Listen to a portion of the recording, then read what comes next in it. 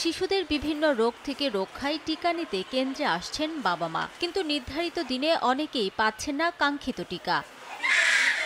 কুমিল্লায় শিশুদের জন্য জরুরি পেন্টাভ্যালেন্ট, পিসিভি, আইপিভি ও ওপিভি টিকার সংকট দেখা দিয়েছে। এতে ডিপথেরিয়া, হুপিং কাশি, ধনুষ্টঙ্কার, নিউমোনিয়া, হেপাটাইটিস বি ও পোলিও প্রতিরোধ নিয়ে শঙ্কায় শিশুদের অভিভাবকরা। বাবুর এটা প্রথম টিকা, 3 দিন ধরে ঘুরতেছি, পাইতেছি না। নগর স্বাস্থ্য গেছে ওই জায়গায় নাই, পিটিএতে গেছি ওই জায়গায় নাই, একটা সিটি কর্পোরেশনে আছি এখানেও নাই। শঙ্কায় আছি যে বাচ্চাকে নিয়ে আসলে কোথায় যাব।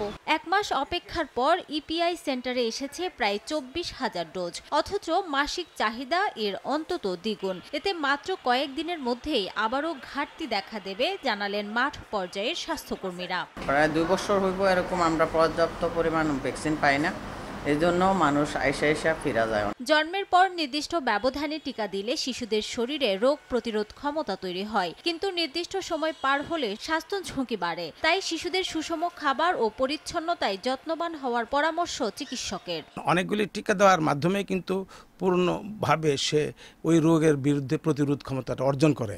তো মাঝখানে এক জায়গায় যদি এটা থেমে যায়, আটকে যায়, তাহলে ওই রোগগুলোর বিরুদ্ধে তার দেহে আর প্রতিরোধ ক্ষমতা সৃষ্টি হবে না। চাহিদা থাকলেও দেশের বিভিন্ন এলাকায় সরবরাহ কম থাকায় টিকার এই সংকট বলছেন সিভিল সার্জন।